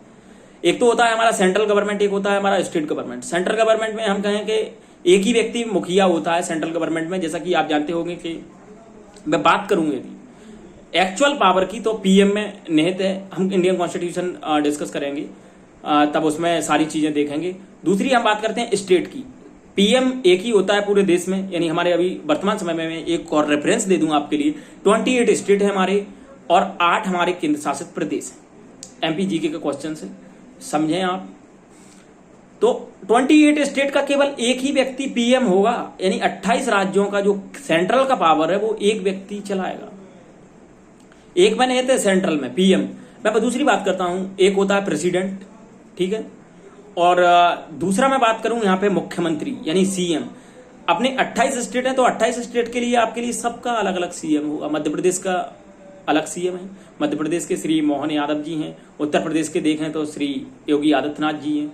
और अदर स्टेट के देखें तो सारे जो सीएम हैं वो 28 सीएम है। ठीक है, वो सारी चीजें अलग अलग हैं। दूसरी हम बात करें राज्यपाल, सीएम तो अलग अलग होगा, समझें आप बात। मैं इसे क्यों पॉइंट ऑफ व्यू से समझा रहा हूं आपके लिए। लेकिन राज्यपाल 2 राज्यों का एक भी हो सकता है। जैसे अभी कुछ दिनों पहले मध्य प्रदेश के थे, वो उत्तर प्रदेश की एक ही राज्यपाल थी मैडम। ठीक है, तो आप समझें तो अलग अलग राज्यपाल हो सकते हैं। तो इसमें बताया गया है कि स्टेट की जो पावर है वो किसमें, सीएम में निहित है। तो एक तरीके से हम कहें तो कितने सीएम है, तो जितने हमारे स्टेट हैं उनके अकॉर्डिंग सीएम होते हैं। हर स्टेट का अपना अलग अलग सीएम होता है। उसके बाद हम देखते हैं संश्रय। सेक्शन 2 के सबसेक्शन 13 के लिए निकालें आप, संश्रय की बात की गई है। सेक्शन 2 के क्लॉज 13 के लिए देखते हैं हम संश्रय होता क्या है, हार्बर होता क्या है। तो हार्बर की सिंपल सी भाषा में हम कहें कि कोई ऐसा व्यक्ति है, आप किसी ऐसे व्यक्ति की सहायता कर रहे हैं जिसे आप जानते हो कि सामने वाला व्यक्ति अपराध करते हुए आता है आपके पास, और आप उसके लिए छिपाते हो, आप उसके लिए कुछ प्रकार की सुविधाएं, फैसिलिटीज वगैरह आप उपलब्ध कराते हो। तो ऐसी कंडीशंस में माना जाएगा कि आपने क्या किया है, संश्रय का अपराध किया है। संश्रय हम कहें रिलेटिव में हमें देखने के लिए मिलता है, या कोई अदर रिलेटिव होना चाहिए। लेकिन सामने वाला जो संश्रय दे रहा है उसे पता होना चाहिए कि आप अपराध करके आए हैं। ठीक है, समझें आप रीजनिंग। उसके अलावा आप किसी व्यक्ति के लिए भोजन उपलब्ध करा रहे हो, आप किसी व्यक्ति के लिए पेय पदार्थ प्राप्त करा रहे हो, कोई आप किसी व्यक्ति के लिए धन उपलब्ध करा रहे हो, आप किसी व्यक्ति के लिए वस्त्र उपलब्ध करा रहे हो, आप किसी व्यक्ति के लिए आयुध उपलब्ध करा रहे हो, आप किसी व्यक्ति के लिए गोला बारूद उपलब्ध करा रहे हो। तो ऐसी कंडीशंस में आप कहा जाएगा कि आपने संश्रय का अपराध किया है, हार्बर का अपराध किया है। इसमें एक अपवाद के रूप में समझें, यदि कोई हस्बैंड कोई क्राइम करके आया और उसकी वाइफ उससे छिपाती है, तो ऐसी कंडीशंस में मैं बताऊं कि वाइफ के द्वारा किया गया कोई कृत अपराध नहीं माना जाएगा। हस्बैंड और वाइफ एक दूसरे के लिए छिपा सकते हैं, ये संश्रय के अंतर्गत नहीं आएगा। उसके अलावा हम सेक्शन 2 के क्लॉज 14 के लिए देखते हैं। सेक्शन 2 के क्लॉज 14 में इसमें क्षति की डेफिनेशंस बताई है। इंजुरी क्या होती है हमने एलिमेंट पढ़े थे, उसमें डिस्कस कर लिया था, तो मैं आगे की डेफिनेशंस लेता हूं। सेक्शन 2 के क्लॉज 15 बात करता है अवैध के बारे में। अवैध होता क्या है, तो अवैध के लिए हम 3 एलिमेंट्स निकाले हैं। कोई भी ऐसा कृत्य जो विधि द्वारा दंडनीय हो, ठीक है, विधि द्वारा प्रतिसिद्धित किया गया हो। जो कार्य प्रतिसिद्धित है वो आप उसे करते हो, उसे के लिए ही दंड किया गया है लॉ में, ठीक है। तो आप समझें, उसके द्वारा विधि द्वारा दंडनीय हो, कोई कार्य विधि द्वारा प्रतिसिद्ध हो, और ऐसा कोई आप एक्ट करते हो जिसके माध्यम से सिविल कार्यवाही उत्पन्न होती है। एक तरीके से आपके लिए सिविल कार्यवाही में छूट लगाने का या डैमेज प्राप्त करने का आपके लिए राइट प्रदान होता है। उसके अलावा हम बात करते हैं सेक्शन 2 के क्लॉज 15 के लिए हमने देख लिया है। सेक्शन 2 के क्लॉज 15 में इतना ही है, लेकिन जो असत्य कृषि वगैरह की जो विवरण होते हैं, जो खसरा वगैरह में, ऐसी कंडीशंस में यदि कोई व्यक्ति ऐसा कराता है तो उसे अवैध के अंतर्गत नहीं माना जाएगा, क्योंकि हो सकता है वो सद्भावना पूर्वक तरीके से आजकल डिजिटल इलेक्ट्रॉनिक फॉर्म की बात करें हम, तो कई बार क्या होता है कि गुड फेथ में चीजें डिस्कस की जाती हैं, तो किसी का नाम हो सकता है लिखने में गलत हो जाए, करेक्ट हो जाए। अब वो एक ही व्यक्ति के 2 नाम है, ठीक है, सेम माता का नाम मिल रहा है, सेम पिता का नाम मिल रहा है, एक ही व्यक्ति है। अब वो प्रॉपर्टी पटवारी साहब ने या जिनने भी, जो भी अथॉरिटी है, एग्जीक्यूटिव अथॉरिटी, उसके माध्यम से किसी का नाम लिख दिया। अब आप कहोगे क्या उसने अवैध कार्य किया? नहीं भाई, उसका इंटेंशन ही नहीं है अवैध कार्य करने का। आप एप्लीकेशन दोगे, वो प्रॉपर तरीके से उसे सही कर देगा, करेक्शन कर देगा। 24 घंटे के अंतर्गत 24 आवर के अंतर्गत वो करेक्शन सही आ जाएगा आपका। कई बार आपने देखा होगा, यदि आपने प्रैक्टिकल में पॉइंट ऑफ व्यू में देखा होगा, कई बार किसी दूसरे के खसरे पे दूसरे का नाम आ जाता है, तो क्या वो सही नहीं की जा सकती? क्या वो ऑनर वही मान लिया जाएगा? नहीं माना जाएगा। अरे तो ऑब्वियसली बात है, हो गया किसी का नाम करेक्ट इनकरेक्ट, तो करेक्ट तो किया जा सकता है ना, इसीलिए कहा गया है कि वो इलीगल नहीं माना जाएगा। सेक्शन 2 के सबसेक्शन 16 सेक्शन 2 के क्लॉज 16 की बात करते हैं हम। सेक्शन 2 के क्लॉज 16 बात करता है हमारा न्यायाधीश। तो हम समझे न्यायाधीश होता क्या है। तो न्यायाधीश कोई भी ऐसा व्यक्ति होता है, कोई भी ऐसी कहें हम न्यायाधीश के तौर पर कोई भी ऐसा व्यक्ति कार्य करता है जो सिविल कार्रवाई में, दांडिक कार्रवाई में जो अंतिम रूप से अपना डिसीजन दे सकता है, वो न्यायाधीश हो सकता है एक तो। और उसकी अपील नहीं की गई, अपील नहीं की गई तो ऐसी कंडीशन में वो फाइनल माना गया, तो उसे हम क्या कहेंगे? न्यायाधीश माना जाएगा, ठीक है। दूसरा हम बात करते हैं, कोई भी ऐसा व्यक्ति है या कोई भी ऐसा निकाय है जिसे निर्णय देने के लिए क्या है, विधि द्वारा एक तरीके से एम्पावर्ड किया गया है। आप देखते होंगे, आप सिविल जज के लिए देखें तो उनकी अपॉइंटमेंट होती है, उनके लिए विधि द्वारा पावर दिया गया है, एम्पावर्ड किया गया है उन्हें लॉ के द्वारा, विधि के द्वारा। कॉन्स्टिट्यूशन में पूरी पावर है किस तरीके से आपकी अपॉइंटमेंट है, ओथ है, सारी चीजें हैं। हम कॉन्स्टिट्यूशन करेंगे, वहां पे डिस्कस करेंगे सारी चीजें। उसके अलावा हम देखते हैं कुछ जो न्यायाधीश हैं वो कौन कौन व्यक्ति होते हैं। तो कई बार क्वेश्चंस पूछा गया है, तो न्यायाधीश भी हम कहें एक तरीके से न्यायाधीश के अंतर्गत क्या क्या आते हैं। तो एक कलेक्टर आपने सुना होगा, डीएम के नाम से जाना जाता है इसे, जिला मजिस्ट्रेट, वो भी न्यायाधीश है, ठीक है। उसके अलावा जो कारावास देने के लिए या जुर्माना देने के लिए जो कोई न्यायाधीश है, वो भी क्या है, एक तरीके से कहें वो भी न्यायाधीश के अंतर्गत आता है। उसके अलावा मैं बात करूं, पंचायत का सदस्य भी न्यायाधीश है। अब हम बात करते हैं सेक्शन 2 के क्लॉज 17 की। 2 के क्लॉज 17 के लिए समझें, इसमें बात करता है हमारा जीवन के बारे में। मैं पहले ही पढ़ा चुका हूं इसे, फिर भी बता देता हूं कि मैं इसमें क्या है, मानव का जीवन अभिप्रेत है। उसके बाद मैं आगे बात करता हूं सेक्शन 2 के क्लॉज 18 में, जो बात करता है हमारा स्थानीय विधि की, यानी लोकल विधि। आप इसके बगल में लिखें रीड विद सेक्शन 30, मैं रीजनिंग बताऊंगा अभी। लिखें आप रीड विद सेक्शन 30 यानी 30 किसके साथ? 18 के साथ। और आप सेक्शन 2 के क्लॉज 19 के साथ लिखें रीड विद सेक्शन 2 के क्लॉज 35। अब मैं आगे समझाता हूं। सेक्शन 2 के क्लॉज 18 निकालें आप। स्थानीय विधि क्या होती है, लोकल लॉ क्या होती है, आप सभी लोग जानते हैं। मैंने जैसा कि सेक्शन 1 के एक तरीके से कहा, सब सेक्शन 6 में बताया था ये कि बीएनएस लागू कहां नहीं होगी, बीएनएस कहां लागू नहीं होगी। मैंने बताया था कि कोई भी ऐसी सरकार का सेवा कर रहा है, कोई भी सैनिक, नौसैनिक, वायुसैनिक, इन पे लागू नहीं होगी बीएनएस। दूसरी मैंने एक और चीज बताई थी कि बीएनएस स्थानीय विधि यानी लोकल लॉ पर भी लागू नहीं होगी। फिर मैंने एक और चीज बताई थी कि स्थानीय विधि हो गई, फिर मैंने बताई थी एक विशेष विधि, स्पेशल लॉ, उस पर भी बीएनएस लागू नहीं होती है। तो समझें आप, यहीं से वो वहां पे मैंने आपके लिए नहीं बताया था, मुझे पता था सेशन में आगे चीज आएगी, मैं उसी के लिए वहीं डिस्कस करूंगा। तो आई होप, मैं आशा करता हूं कि आपके लिए समझ में सही तरीके से आएगी, आप समझे मेरी टेंडेंसी के लिए। और कनेक्टिविटी आप सभी लोग लिखते चलें, क्योंकि मैं बार बार सेशन के लिए रिपीट नहीं करूंगा। आप ये भी बिल्कुल तय रख लीजिए, मेरे पास इतना टाइम नहीं है कि डेली की डेली मैं सारी चीजें डिस्कस करूं। तो समझें आप, 2 के क्लॉज 18 बात करता है स्थानीय विधि। स्थानीय विधि क्या होती है भाई? स्थानीय विधि के लिए समझते हैं हम। स्थानीय विधि कोई ऐसी विधि होती है जो भारत के किसी विशिष्ट भाग यानी पर्टिकुलर पार्ट पर लागू होती है, उसे हम एक तरीके से लोकल लॉ कहते हैं।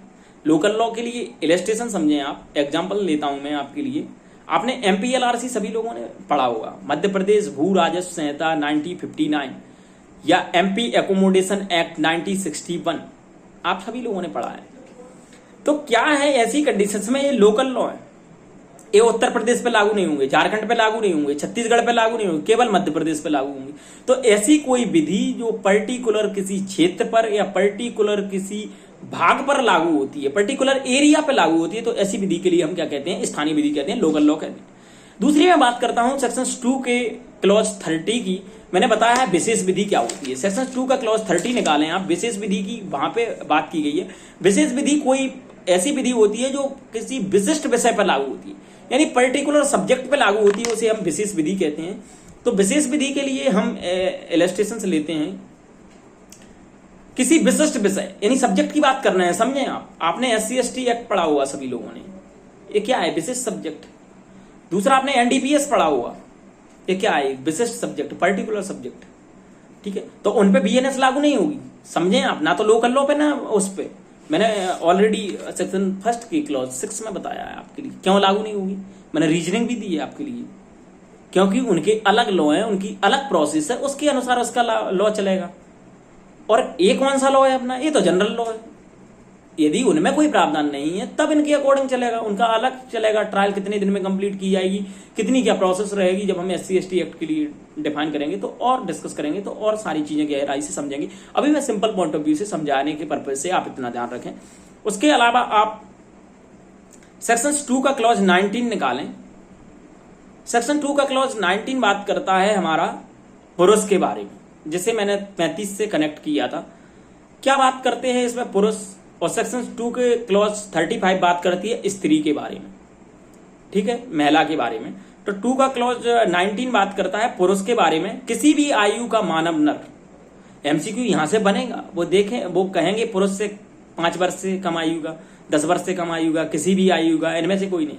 समझें आप, किसी भी आयु का मेल मेंबर, कितनी भी आयु हो सकती है उसकी, बच्चा भी हो सकता है, बूढ़ा भी हो सकता है। सेम कंडीशंस महिला के बारे में 2 के क्लॉज 35 में, किसी भी आयु की महिला, ठीक है, स्त्री के अंतर्गत आएगी।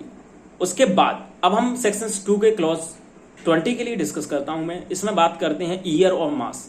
वर्ष या मास का अर्थ लगाया जाएगा हमारा ग्रेगोरियन कैलेंडर से, ठीक। अब मैं बात करता हूं ग्रेगोरियन कैलेंडर की। हम IPC की बात करें तो पहले ब्रिटिश कैलेंडर था, इसमें आप यहां लिख सकते हो ग्रेगोरियन कैलेंडर के नीचे आप चेंज्ड प्रोविजन लिख सकते हो, यानी एक तरीके से बदल गया है यहाँ प्रावधान। ये वर्ष मास की डेफिनेशन IPC में तो थी, लेकिन अब उसमें ब्रिटिश कैलेंडर थी IPC में, इसमें क्या कर दिया? ग्रेगोरियन कैलेंडर कर दी है, इसे समझें आप। उसके बाद मैं आगे सेशन के लिए कंटिन्यू करता हूं। इसमें अगली डेफिनेशन है जो सेक्शन 2 के क्लॉज 21 की बात करता है। इसमें जंगम संपत्ति की बात करते हैं। जंगम संपत्ति होती क्या है? तो बेसिकली हम 2 प्रकार की संपत्ति समझेंगे। मैं दोनों ही प्रकार की संपत्ति के लिए आपके लिए सिंपल भाषा में समझाने का प्रयास करूंगा, जो मेरी खुद की लैंग्वेज मैंने डेवलप्ड की है उसके अनुसार मैं समझाने का प्रयास करूंगा आपके लिए। और आप यदि समझें तो इसमें दोनों डेफिनेशंस कवर अप हैं, ठीक है। तो सेक्शन 2 के क्लॉज 21 के लिए डिस्कस करें। पहले मैं मूवेबल प्रॉपर्टी बताऊंगा, यानी जंगम संपत्ति। सिंपल भाषा में समझें आप, ऐसी कोई भी संपत्ति जिसे हम एक स्थान से दूसरे स्थान तक ले जाया जा सकता है आसानी से, उसे हम जंगम संपत्ति कहते हैं। आपका एक्ट है BNS, आप इसे एक स्थान से दूसरे स्थान तक ले जाया जा सकता है। आपका एक्ट है, मैं इसे कोर्ट में भी ले जा सकता हूं, ऑफिस में भी ले जा सकता हूं। आपका मोबाइल हुआ, आपकी पेन हुई, आपकी ऐसी चीजें हैं जो आप एक स्थान से दूसरे स्थान तक ले जाया जा सकता है आसानी से। बाइक हुई आपकी, क्या हुआ? Movable property. दूसरी मैं बात करता हूं इमूवेबल प्रॉपर्टी यानी अचल संपत्ति। ऐसी कोई संपत्ति है जिसे एक स्थान से दूसरे स्थान तक नहीं ले जाया जा सकता है, उसे हम अचल संपत्ति कहते हैं। जैसे आपका मकान हुआ, एक स्थान से दूसरे स्थान तक थोड़ी ले जाया जा सकता। मैं सिंपल भाषा में समझाता हूं आपके लिए, एक इलस्ट्रेशन ले रहा हूं मैं। दोनों संपत्ति के बारे में लागू होता है। आपने सभी लोगों ने देखा होगा, पेड़, किसी का भी पेड़ ले लो, बरगद का ले लो, नीम का ले लो, आम का ले लो, सभी लोगों ने पेड़ तो देखे होंगे, ठीक है, जिसमें फल लगते हैं। अभी मैंगो का आम देखें आप, फल देखें, अभी आम का पेड़ देखें आप, आम का पेड़ हुआ, ये दोनों प्रकार की संपत्ति है, मूवेबल भी और इमूवेबल भी, चल भी और अचल भी। अब आप कहोगे ऐसे कैसे हुआ, मैं बता रहा हूं आपके लिए। पेड़ लगा हुआ है, पेड़ खड़ा हुआ है, उसमें पेड़ लगे हैं, पेड़ में जो डालियां हैं, सारी चीजें लगी हैं, उसमें अभी आम लगे हुए हैं, ठीक। संपत्ति हुई आपकी अचल, क्योंकि आप इसे एक स्थान से दूसरे स्थान तक नहीं ले जाया जा सकता। दूसरा क्या हुआ कि आम ने फल देना कर दिया बंद, आम सूख गया। आपने कहा यार क्या पर्पज से, कुछ पर्पज से नहीं आ रहा है, इसका हम एक काम करते हैं, इसका फर्नीचर के पर्पज से इसे सेल आउट कर देते हैं इस आम के पेड़ के लिए, इसका कोई नीड नहीं है अब हमारे लिए। आपने कहा ठीक है, इसके लिए सेल कर देते हैं, कुछ पैसा आ जाएगा।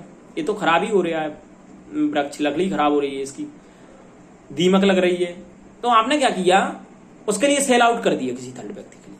सामने वाले व्यक्ति ने इसे काटना जैसे ही प्रारंभ किया और एक स्थान से दूसरे स्थान तक जैसे ही वो ले गया, किस चीज में कन्वर्ट हो रहा है, अचल संपत्ति हो रही है, जंगम संपत्ति यानी मूवेबल संपत्ति में ट्रांसफर हो रही है।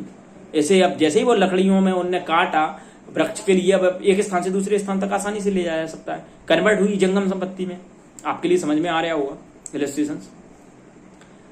इसमें वही चीज लिखी है जो भूबद्ध है, भूमि से जुड़ी हुई है, ऐसी चीज क्या मानी जाएगी, वो जंगम संपत्ति नहीं मानी जाएगी, यानी मानी जाएगी कौन सी, अचल संपत्ति। और इन चीजों को छोड़ करके मानी जाएगी जंगम संपत्ति। मैंने सिंपल इलस्ट्रेशन दिया है आपके लिए। उसके अलावा मैं सेक्शन 2 का क्लॉज 22 बात करता हूं, वचन के बारे में बात की गई है। सेक्शन 2 का क्लॉज 22 बात करता है एक वचन के अंतर्गत बहुवचन भी आता है, ठीक है। उसके अलावा मैं सेक्शन क्लॉज 23 की बात करता हूं, जिसमें शपथ के बारे में बात की गई है, ओथ के बारे में बात की गई है। आप सभी लोगों ने सीपीसी पढ़ी होगी। सीपीसी में शपथ पत्र के बारे में प्रावधान है, सीपीसी ऑर्डर 90, पूरी प्रोसेस बताइए शपथ पत्र, ठीक है। तो यहां पे लिखी है शपथ, तो शपथ किस चीज पे ले रहे हैं आप, शपथ पत्र पे ले रहे हैं। कोई अथॉरिटी होती है जिसके जैसे अपॉइंट किया जाता है, उसके सामने आप सिंपल भाषा में लिखते हैं। आजकल हर चीज में शपथ पत्र मानते हैं कि मेरे द्वारा जो भी जानकारी दी जा रही है वो सही है, यदि कोई ऐसी जानकारी गलत पाई जाती है तो मेरे पर कार्रवाई की जा सकती है और मैं ही इस कार्रवाई के लिए लायबल हूंगा, मुझे ही दोषी माना जाएगा। जब आप एमपी एडीपीओ बनेंगे या एमपी सिविल जज बनेंगे, जब आपके लिए एक फुलफिलमेंट करने के लिए एक कंडीशन आएगी कि जो भी आप डॉक्यूमेंट वेरिफिकेशन कराओगे क्या वो सही है, वो लिखा जाएगा उसमें सारी चीजें। तो आप शपथ ही तो ले रहे हो ओथ कमिश्नर के पास, या डॉक्यूमेंट में आप शपथ ही तो दे रहे हो विभाग के लिए कि मेरी BLLA की अंक सूची है, LLB की अंक सूची है, LLM की अंक सूची सही है, जेन्युइन है। इस ऐसी कंडीशंस में उसे माना जाएगा कि शपथ के बारे में प्रावधान किए गए हैं। कोई घोषणा कर रहे हो आप, किसी एक तरीके से कहें हम, सत्य स्थापित कर रहे हो आप, चीजों को सत्य बता रहे हो, एक प्रतिज्ञान कर रहे हो, एक अफर्मेशन कर रहे हो ऐसी चीजों का कि ये सही है, आप डिक्लेरेशन बता रहे हो किसी पब्लिक सर्वेंट के समक्ष, ठीक है। तो ऐसी कंडीशन में क्या माना जाएगा, शपथ माना जाएगा। सिंपल लैंग्वेज में समझे अभी। उसके अलावा मैं सेक्शन 2 क्लॉज 24 की बात करता हूं, जिसमें बात की गई है हमारी अपराध के बारे में। अपराध क्या होता है मैं पहले भी ऑलरेडी डिस्कस कर चुका हूं, तो इसे भी मैं बात कर देता हूं यहाँ पे। थोड़ा मैं इससे भारतीय नागरिक सुरक्षा संहिता से भी इसे डिस्कस करूंगा अपराध के लिए। अपराध क्या होता है, सिंपल भाषा में समझते हैं हम, ऐसा कोई भी कृत्य जो विधि द्वारा दंडनीय हो अपराध कहलाता है। सिंपल, कोई भी इंटरव्यू में यदि क्वेश्चंस पूछे तो आप सिंपल भाषा में समझें कि साहब ऐसा कोई भी कृत्य जो विधि द्वारा दंडनीय हो अपराध कहलाता है, ठीक है। अपराध के 4 एलिमेंट हैं जो मैं डिस्कस कर चुका हूं। मानव होना चाहिए, दुराशय होना चाहिए, ह्यूमन बीइंग होना चाहिए, इंटेंशन होना चाहिए, ठीक है। दूसरा मैं बात करता हूं मेंसरिया होना चाहिए, कोई एक्ट या लोप होना चाहिए, कार्य या लोप। चौथा बात करता है 4 एलिमेंट है बेसिकली, किसी व्यक्ति के लिए क्षति होना चाहिए। उसके अलावा हम देखते हैं इसमें सेक्शन 2 के क्लॉज क्यू के लिए देखेंगे हम, भारतीय नागरिक सुरक्षा संहिता 2023 के। इसमें अपराध की डेफिनेशंस बताई गई है कि अपराध के अंतर्गत कोई भी ऐसा कार्य या लोप किया गया है जो क्या है विधि द्वारा दंडनीय घोषित किया गया हो। और एक पशु अत्याचार अधिनियम 1871 है, उसके अनुसार इसे क्या किया जाना चाहिए, विधि द्वारा दंडनीय घोषित किया जाना चाहिए। तो ऐसी कंडीशंस में ऐसी चीज अपराध के अंतर्गत आती है। हमने इतना देखा, ठीक है। उसके अलावा एक प्रतिभा रानी वर्सेस सूरज कुमार का एक केस आया था, जिसमें पति पत्नी के विरुद्ध ऐसा कार्य करता है तो इस संहिता की परिभाषा के अंतर्गत वह अपराध कारित करता है, ठीक है। इसमें बेसिकली डिसाइड किया गया था। हम आगे की बात करते हैं सेक्शन 2 के क्लॉज 25। सेक्शन 2 के क्लॉज 25 बात करता है लोप के बारे में। लोप क्या होता है मैंने एक्ट के साथ बताया था। सेक्शन 2(1) के क्लॉज के साथ मैंने जो मेरा आपने यदि सेशन अटेंड किया हुआ है स्टार्टिंग का, तो मैंने 2(1) के साथ क्लॉज 25 के लिए रीड विद कराया है। चाहे आप एक एक्ट करो या एक्ट ऑफ सीरीज करो, ऐसे ही आप चाहे एक बार एक्ट करो या लोप करो किसी भी एक्ट का, या एक से अधिक बार करो, एक एक्ट ऑफ सीरीज करो, ठीक है। मैं इसका इलस्ट्रेशन समझा देता हूं। यहाँ पे आप एक पब्लिक सर्वेंट हो, जेलर मान लीजिए, आपकी ड्यूटी है कि सामने वाले व्यक्ति के लिए भोजन देना। आप क्या कर रहे हो, सुबह भी भोजन नहीं दे रहे हो, एक एक्ट कर दिया। शाम को भोजन नहीं दे रहे हो, दूसरा एक्ट कर दिया। नाइट में भोजन नहीं दे रहे हो, तीसरा एक्ट कर दिया। इसका परिणाम क्या आएगा, सामने वाले की डेथ हो गई, ठीक है। तो उसके अनुसार ट्रायल चलेगी। तो आप एक एक्ट कर रहे हो तब भी आपके लिए पनिशेबल है। आप एक से अधिक बार एक्ट कर रहे हो, सीरीज ऑफ लोप, सॉरी, आप एक तरीके से एक्ट ऑफ लोप कर रहे हो, ओमिशन, तब भी आप क्या माना जाएगा, लोप के अंतर्गत माना जाएगा। उसके अलावा मैं आगे डील करता हूं आगे सेगमेंट में। अगला हमारा सेगमेंट है, मैंने लोप के लिए देख लिया। अब सेक्शन 2 का क्लॉज 26 निकालें आप। 2 के क्लॉज 26 बात करता है व्यक्ति के बारे में। पर्सन कौन होता है? पर्सन के लिए आप समझें कि कोई भी कंपनी है, कोई भी संगम है, कोई भी व्यक्ति निकाय है, चाहे वो निगमित हो या ना हो, व्यक्ति के अंतर्गत आता है। सेक्शन 2 के क्लॉज 26 में इसे डिफाइन किया गया है। उसके अलावा आप सारे लोग जानते होंगे, कंपनी भी व्यक्ति है, संगम भी व्यक्ति है, व्यक्ति निकाय है, चाहे वो निगमित हो या ना हो। आप इसे कंपनी एक्ट से समझें। कंपनी एक्ट में प्रावधान है, बेसिकली वहां से आप समझना है इस चीज के लिए। अभी तो आपके लिए ब्रीफ के पॉइंट ऑफ व्यू से इसे याद करना है। सेक्शन 2 के क्लॉज 27 के लिए डिस्कस करता हूं मैं। इसमें लोक के बारे में डिफाइन किया गया है। पब्लिक क्या होती है? तो पब्लिक के अंतर्गत कोई भी वर्ग आता है, या एक तरीके से कहें कोई भी समुदाय आता है वर्ग के अंतर्गत। या तो हम कहें कोई वर्ग आ रहा है, कोई क्लास आ रहा है, या कोई कम्युनिटी आ रही है, तो वो क्या अंतर्गत आता है, पब्लिक के अंतर्गत आता है। सेक्शन 2 के क्लॉज 28 के लिए बात करता हूं मैं, जो पब्लिक सर्वेंट से डील करता है। सेक्शन 2 के क्लॉज 28 के लिए आपके लिए क्या करना है, रीड करना है, ठीक।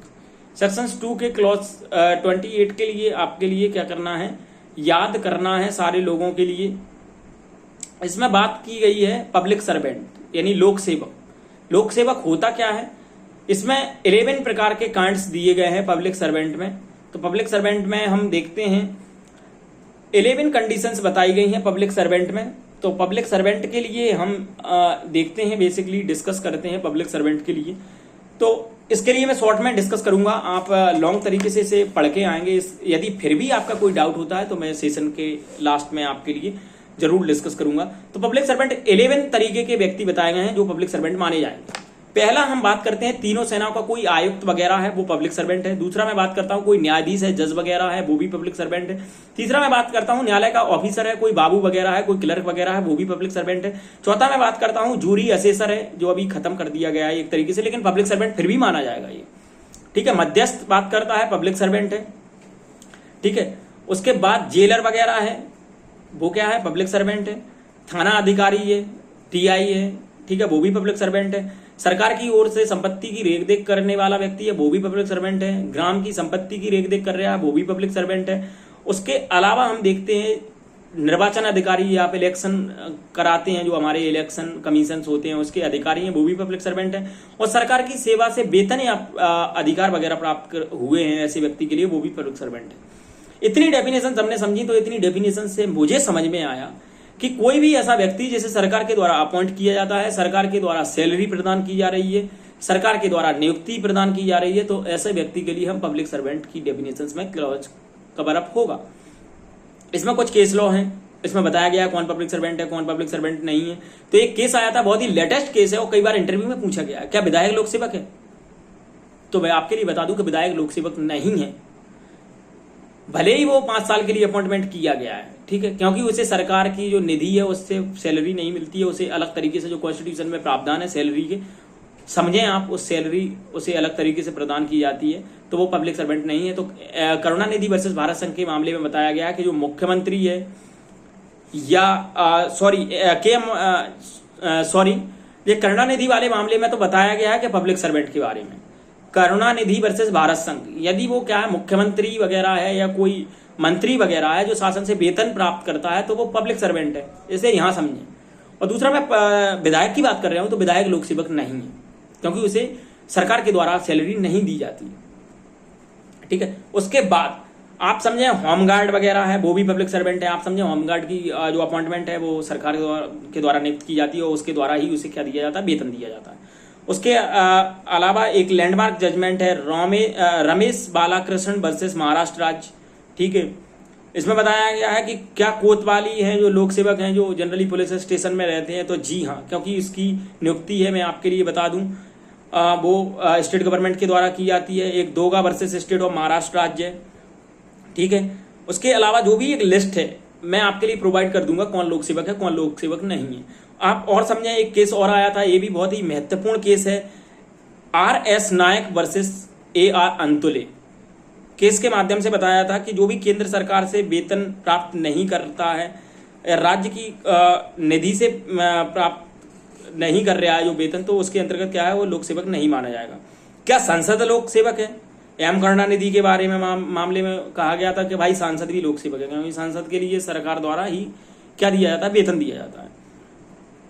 अब मैं बात करता हूं कि लोक सेवक, एक तो समझ लिया हमने, अब लोक सेवक क्या नहीं है एक तरीके से आप समझें। उसके लिए विधायक मैंने एक बात व्यक्ति के लिए बता दिया, एक कोई ये बीमा कंपनी होती है वो भी पब्लिक सर्वेंट नहीं है। दूसरी मैं बात बता दूं कि सर्वेक्षक कोई विश्वविद्यालय का परीक्षक है वो भी नहीं है लोक सेवक।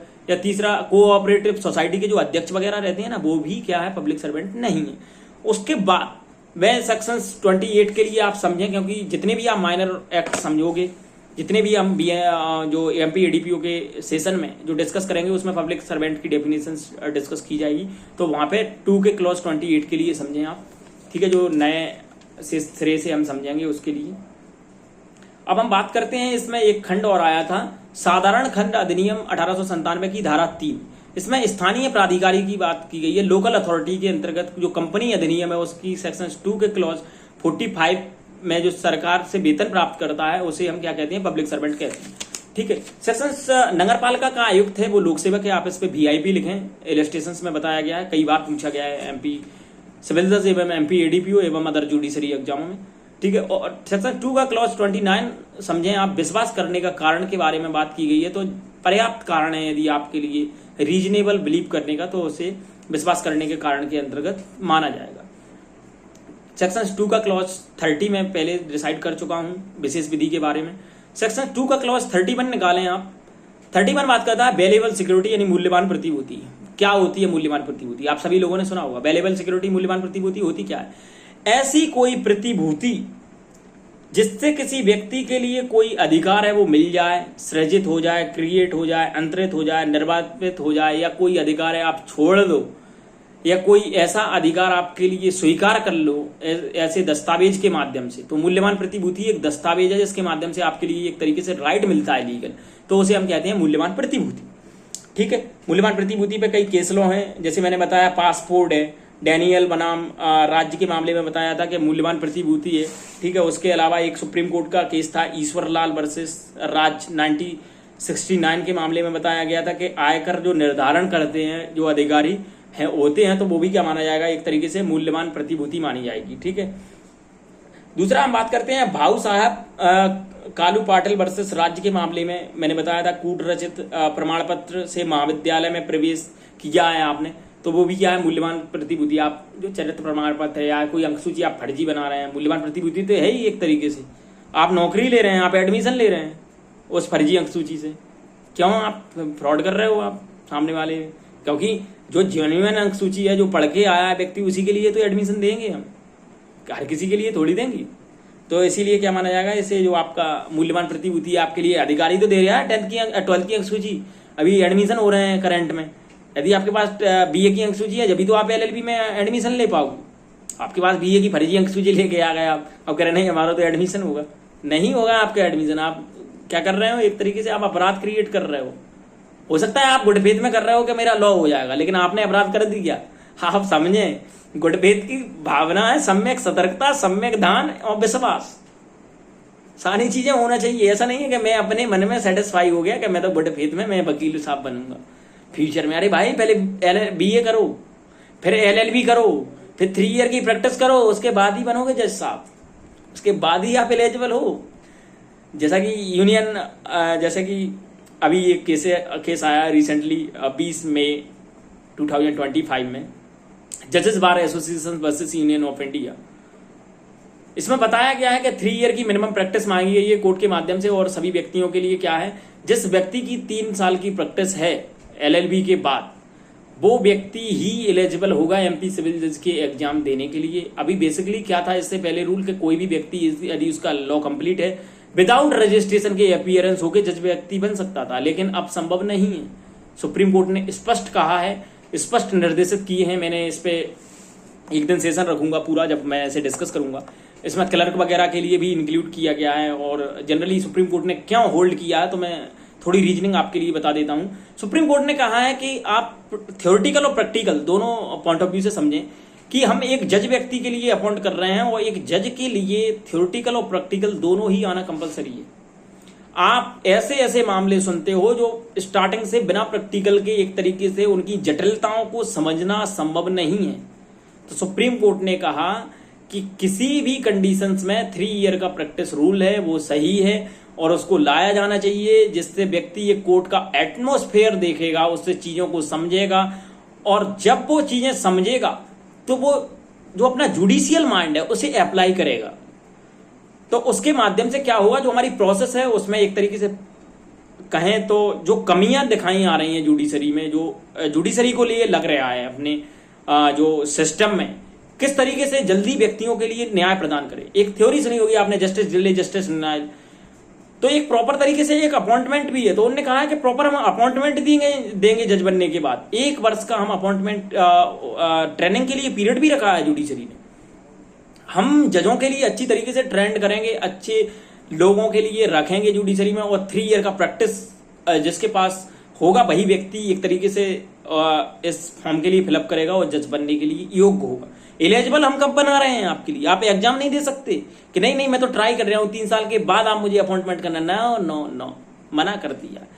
आपके लिए 3 ईयर में आप बैठोगे, जज बनने की वाली बात अलग है। जज कब बनते हो आप, जब एग्जाम क्लियर हो जाएगा, इंटरव्यू की फाइनल लिस्ट में आपका नाम हो जाएगा, you are appointment of a civil जज। जब आप शपथ ले लोगे, सारी चीजें हैं उसमें बताया गया, प्रोविजन वगैरह पीरियड कितने साल आप वर्क करते हो, उसके बाद आप रेगुलर हो जाओगे, सारी चीजें प्रोसेस बताई गई हैं। तो मैं अभी इस पे टाइम वेस्ट ना करते हुए मैं अभी इस पे मूल्यवान प्रतिभूति के लिए सेक्शन 2 के क्लॉज 31 के लिए मैंने डिस्कस करा दिया है। अब मैं सेक्शन 2 के क्लॉज 32 के लिए डिस्कस करा रहा हूँ। सेक्शन 2 के क्लॉज 32 में जलयान की डेफिनेशंस बताई गई है, बिसल की डेफिनेशंस बताई है, यानी जो मानव के लिए या जो संपत्ति के प्रवहन के लिए बनाई गई है उसे हम बिसल के अंतर्गत काउंट करेंगे। जो जल के माध्यम से, जो समुद्र के माध्यम से हम एक स्थान से दूसरे स्थान तक कोई सामान वगैरह ले जाते हैं या उसके रहने की व्यवस्था करते हैं हम उसे, तो क्या है वो जलयान के अंतर्गत आता है।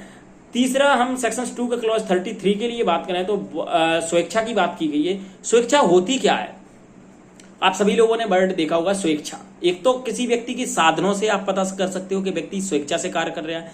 दूसरा, आप व्यक्ति की एक तरीके से कहें हम स्वेच्छा का पता या आप उसके इंटेंशन से भी कर सकते हो, आशय से पता कर सकते हो कि व्यक्ति का इंटेंशन क्या है इस रीजनिंग के पीछे। ठीक है। तीसरी बात करते हो, सामने वाले व्यक्ति के लिए एक नॉलेज होना चाहिए, ज्ञान होना चाहिए, और विश्वास करने का क्या होना चाहिए, कारण होना चाहिए।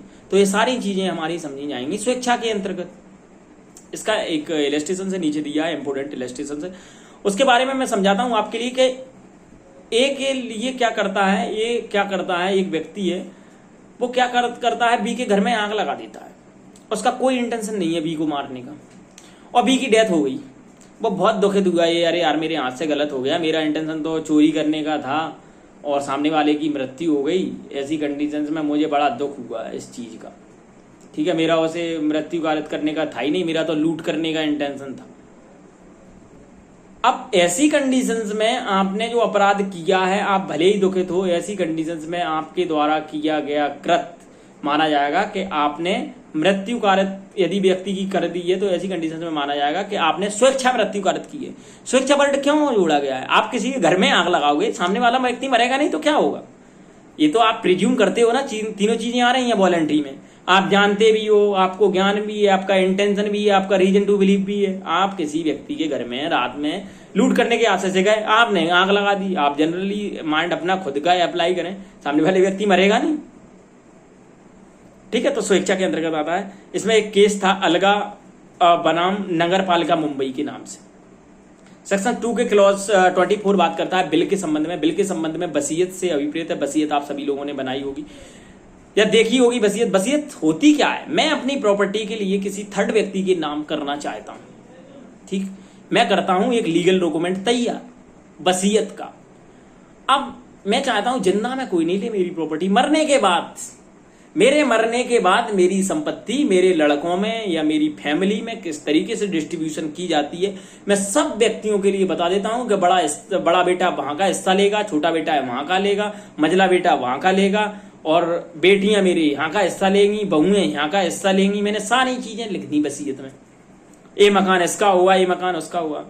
अब क्या मैं जिंदा हूं तो बोले ठीक है, डैडी ने तो कर दी वसीयत, अब क्या दिक्कत है? अब तो लड़के कह रहे हैं अब तो हमें डैडी कभी भी बेच देंगे। अरे नहीं, ऐसे कैसे बेच दोगे मेरी बिना अनुमति के?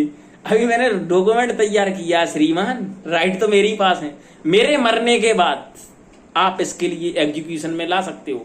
मेरे मरने के बाद आप इसका एग्जीक्यूशन कराते हो, उसे वसीयत कहते हैं। जिंदा में आपके पास कोई राइट नहीं है। ना कोई व्यक्ति ने वसीयत लिख दी और आप सोचें बढ़िया है सामने वाला दे गया मुझे प्रॉपर्टी। नहीं, यदि जिंदा में वो इसे कैंसिल भी करा सकता है, राइट है उसके पास। ठीक है, तो आप समझे रीजनिंग। तो मरने के बाद वसीयत एग्जिस्टेंस में आती है, ना कि जिंदा में। कोई व्यक्ति जिंदा में वसीयत का एग्जिस्टेंस नहीं करा सकता है, भले ही आपने वसीयत कर दी है उसे।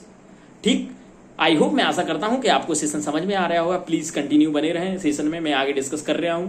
सेक्शन 2 के क्लॉज 35 के लिए मैंने डिस्कस कर दिया था, मैं आगे और सेशन के लिए डिस्कस कर रहा हूं। सेक्शन 2 के क्लॉज 20 मैंने क्लॉज 2 के क्लॉज 36 के लिए डिस्कस कर रहा हूं मैं। सदोष अभिलाप और सदोष हानि बहुत ही इंपॉर्टेंट सेगमेंट है।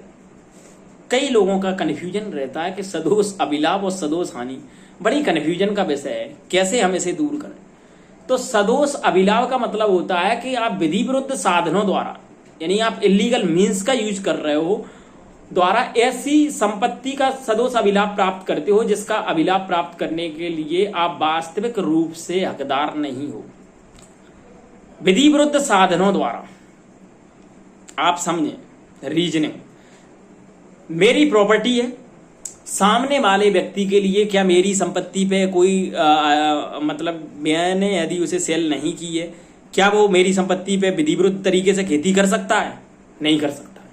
सामने वाले व्यक्ति ने क्या किया, मेरी जमीन पड़ी हुई थी, अच्छा प्लॉट था 10-20 एकड़ का। सामने वाले ने कही भाई साहब तो रहते नहीं है, भाई साहब तो विदेश में, क्या दिक्कत है? तो भाई साहब को इन्फॉर्मेशन होगी, जब तक तो फसल ही काट लेंगे। भाई साहब के कनेक्शन में भी नहीं है, यहाँ कोई प्लॉट बड़े दिनों से डला हुआ है, बढ़िया खेती करते हैं, मौज मस्ती करेंगे और बेच देंगे। जब तक वो आएंगे काट पीट के फसल के लिए बिचवा देंगे। साहब आपका खेत खाली है, मुझे कोई इन्फॉर्मेशन नहीं दी आपने मेरी प्रॉपर्टी पे क्या कर दिया, एनक्रोचमेंट कर दिया। विधि विरुद्ध साधनों का यूज करके ट्रैक्टर चलाया, सब चीजें कराई, बुवाई कराई, जुताई कराई, बटिया पे दे दी, सब कुछ कर दिया। मुझे तो कुछ पता ही नहीं है। मैंने कही वाह, मुझे पता लगा। मैंने कही भाई साहब आपने मेरे से पूछा? बोले अरे सर ये कोई पूछने की बात है क्या, खाली पड़ा था, आपको उससे आप कौन सी उस पर खेती कर रहे हैं, आपको तो डला ही था ना खेत।